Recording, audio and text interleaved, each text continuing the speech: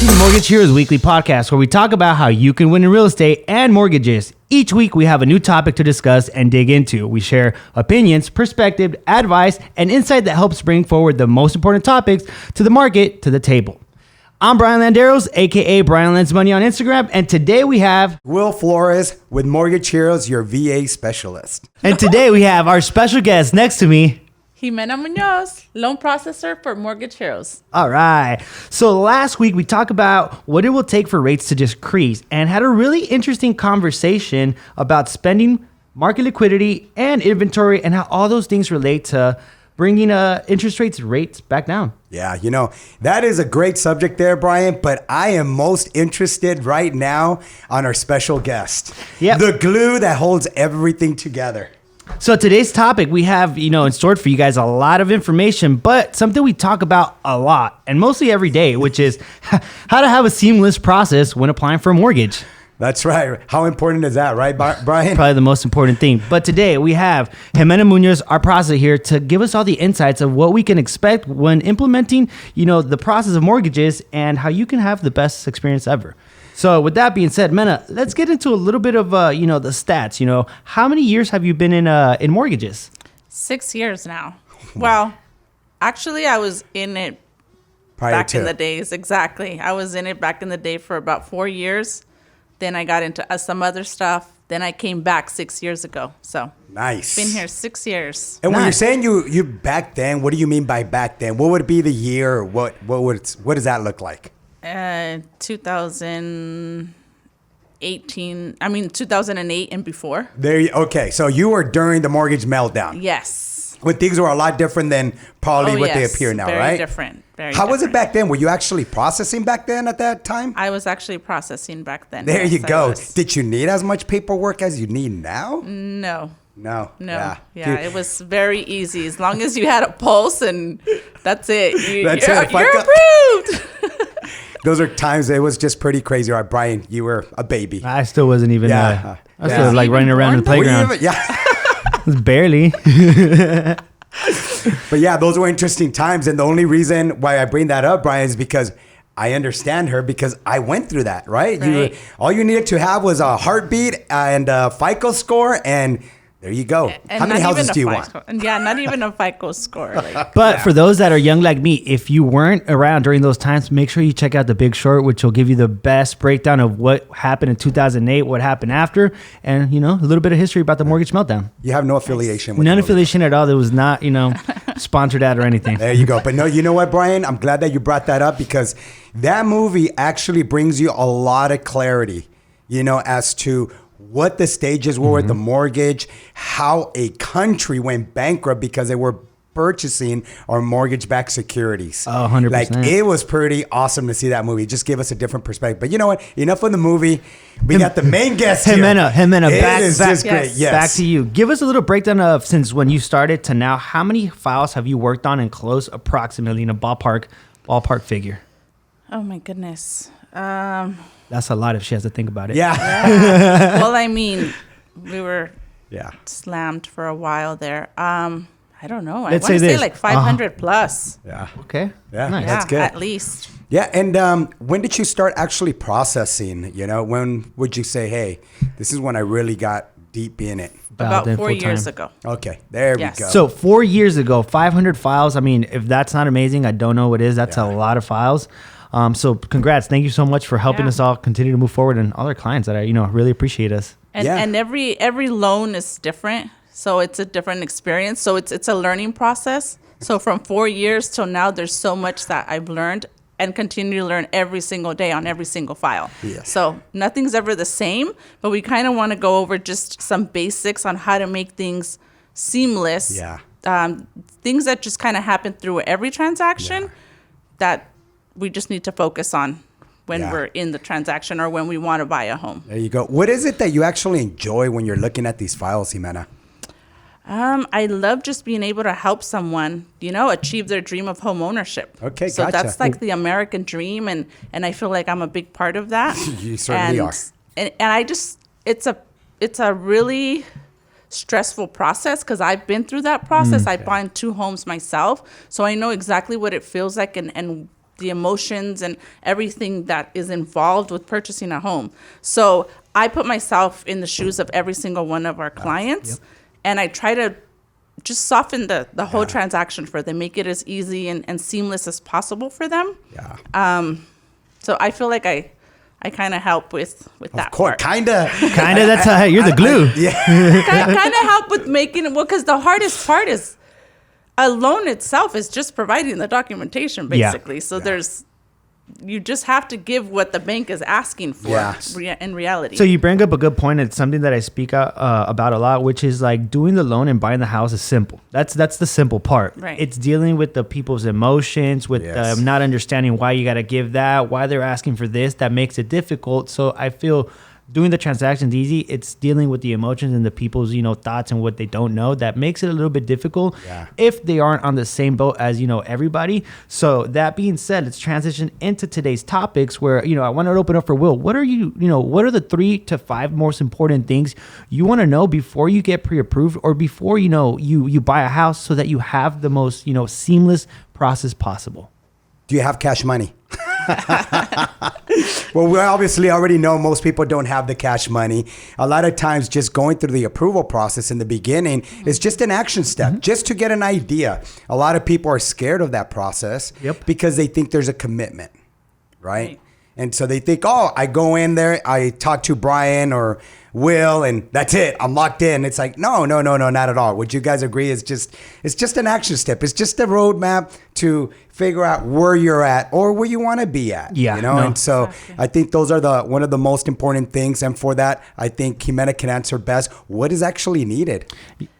Yes. So like you said earlier, the most important part I feel is getting pre-approved. Can you believe that there's still people out there that are shopping for homes that are not even approved yet or pre-approved yet? So they don't even know what they qualify for, if they even qualify, and what is needed to even purchase the home that they're going and looking at.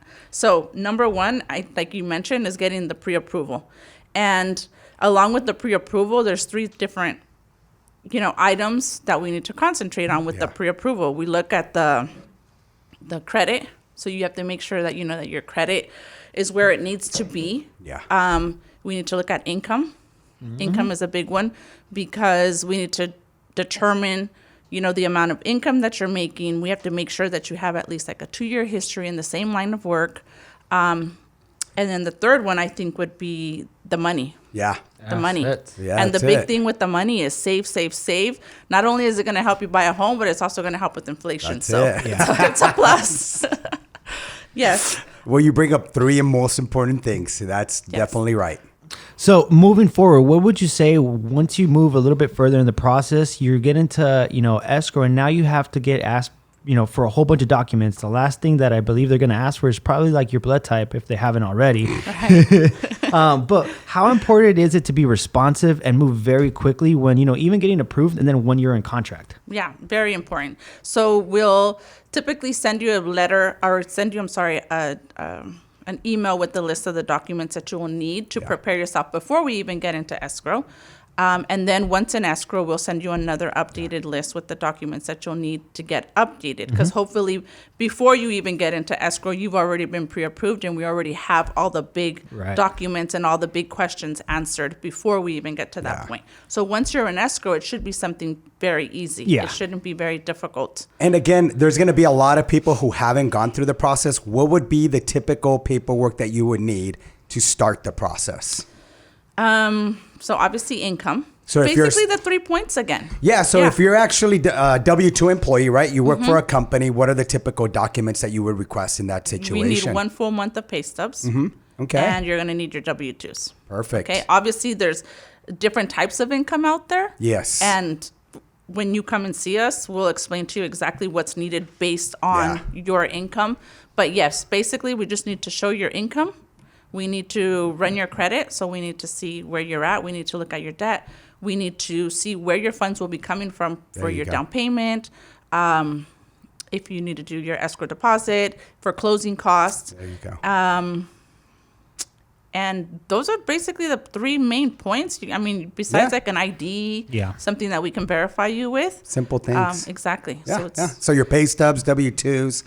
if you're W-2'd, your ID, bank statements, and I mean all these things. I'm sure when you run credit, you're also analyzing all the debts, right? Exactly. So we'll take an in-depth look at everything. Gotcha. So we'll look at everything, and then once we get the basics, if we see that there's more to it, child support, judgments, big case, stuff like that. As things come up, we'll ask you for additional documentation if needed. Right. But that's why it's very important to take that first step to get pre-approved. So if these things come up, that they come up before we even, get into escrow. And the analogy that I like to use is that we, as the loan officers, we're like the lawyers. Our clients are defendants, and we're going up against the bank, which is the judge. So it's in our best efforts to be, have a game plan, know exactly what's going on, so that we can make sure that we beat this case and get you into your house. That's it. And be transparent with us. I mean, we're here to help you. Yeah. Like, we want to help you achieve your goal. And that's, one of the things that I catch myself telling my clients, like, hey, like, you could be 100% honest with me, because the least that you're honest with me, the less I could help. So the more honest you are, the more options I can provide, the more time we have to provide solutions. But if you tell me things last minute, I'm really tying my hands here. We're in escrow. Yeah, which, then follows up to the next topic. Yeah. So we always talk about what you should do when you're in escrow, but what shouldn't you do when you're in escrow? Like, congratulations, your offer's accepted. Now what? What's like the main 2-3 things that you could say that you shouldn't do? For example, I have $10,000 under my mattress. I just crossed over, a few cartons of eggs from Mexico, and I got some cash on hand. The egg thing we're going with, huh? Can I deposit that? No. What else should you not be doing when you're in escrow? Don't be buying a car. Don't be opening any new credit lines. Okay. That happens. Don't quit your job. Oh, that's a good one. What about don't work less hours? That's what I was going to say. And the only reason I bring this up is because it happens, but nobody thinks it's going to happen until it happens. Yeah. And I mean, we've all gone through situations where... Can you give us an example, actually? One that we just went through. Well, we had a situation where client came to us. They did exactly what they needed to do. Yes. They needed to be pre-approved, right? Yep. We pre-approved them. They qualified for a certain amount. They went out shopping. They identified the home, got into escrow. Then we requested updated documents. And from 1 month to the next, they declined the hours that they were working. So they were no longer working full time? Exactly. They went from underwriter. Exactly. They went from working full time to working more like part-time. Yeah. So that totally threw a wrench and everything. Obviously, we made it work, right? Because that's what we do. Mm-hmm. We make things happen here. Well, we made it work in the sense that, we just the we good found thing they were working at 2 other jobs, so we just figured a different loan type is what it was. You know what I mean? But we couldn't use that actual job that they went from. I think it was a seasonal thing, wasn't it? They went from working full time to a seasonal thing. The second job was a seasonal job. Got it. Yeah. Got it. And that's what we couldn't use or something. Right. But their full-time job, their base income job, they started working less hours. Yeah. So basically, to sum it up, work your full hours while you're getting approved or in the process of an escrow. Don't shuffle money around and don't change jobs. And if you do, make sure that it's still in the same line of work. And you'll need at least one new pay stub from the employer. From the new employer, if you do make a change in employment during escrow. Because we've seen it where a plumber actually goes and starts becoming a Walmart greeter, right? Like we see the most craziest things out there. We're like, why? No way. Or wait. We had that one where we were ready to close, and next thing they went to verify his employment. And he wasn't there no more. And he wasn't working there. He started working with a different company. Exactly. Luckily, he was working with a different company. Yeah, exactly. Right? Yeah, luckily. And we had a way to get his first pay first pay stub, so we had to extend that. I remember that one. That one was fun. We've had a couple fun ones. And I love how we switch it over to it was fun, because at the end of it all, it's finding the solution, and mortgages is like a puzzle. Once you put the puzzle together, you're just like, yes. Yeah. So what would you guys say, something else that, comes to mind that is very important in the process? If anything, I wanted to open it up to you guys just to, give us your thoughts and what do you guys think? Yeah. I think very importantly, like I said before, is just be transparent. Mm-hmm. Trust us. We're here to work for you. Mm-hmm.